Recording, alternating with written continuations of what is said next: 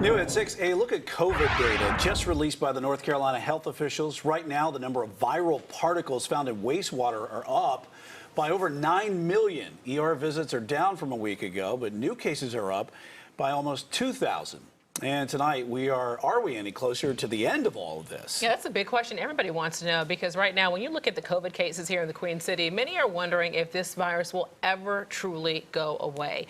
And Queen City News reporter Raynard Washington spoke with health officials tonight about the increase in cases, but also about what the future is looking like now, 2 years into this pandemic. Maureen, what can you tell us?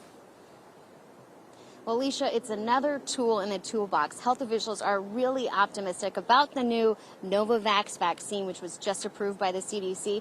They say we need some hope right now, especially with cases going up and so many people tired of COVID. It's become the normal. New cases are layered up. Virtual meetings, talking about a pandemic, a virus that just won't seem to go away. There's not some light switch that we just kind of flip. COVID cases are going up in Mecklenburg County.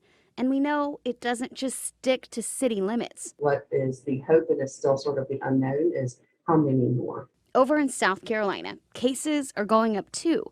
But Dr. Brennan Traxler, the director of public health for South Carolina DHEC, says there is hope. Certainly, it could be a game changer if there are a lot of people who have been reluctant to get vaccinated or to get their family vaccinated because of concern about the new technology that was used with the mRNA vaccines. The game changer she's talking about is the new Novavax COVID vaccine just approved by the CDC.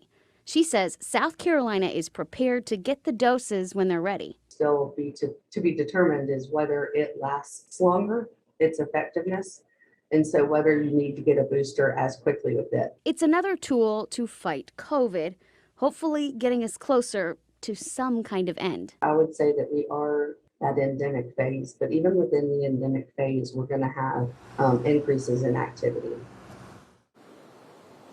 So endemic, that's a word that we hear quite a bit when talking about COVID, but you heard Traxler say we're heading towards that. But the thing is, COVID would have to be almost seasonal like the flu and not really make that big of an impact. And that's only if it stops mutating. Live in Uptown, Maureen Wirtz, Queen City News.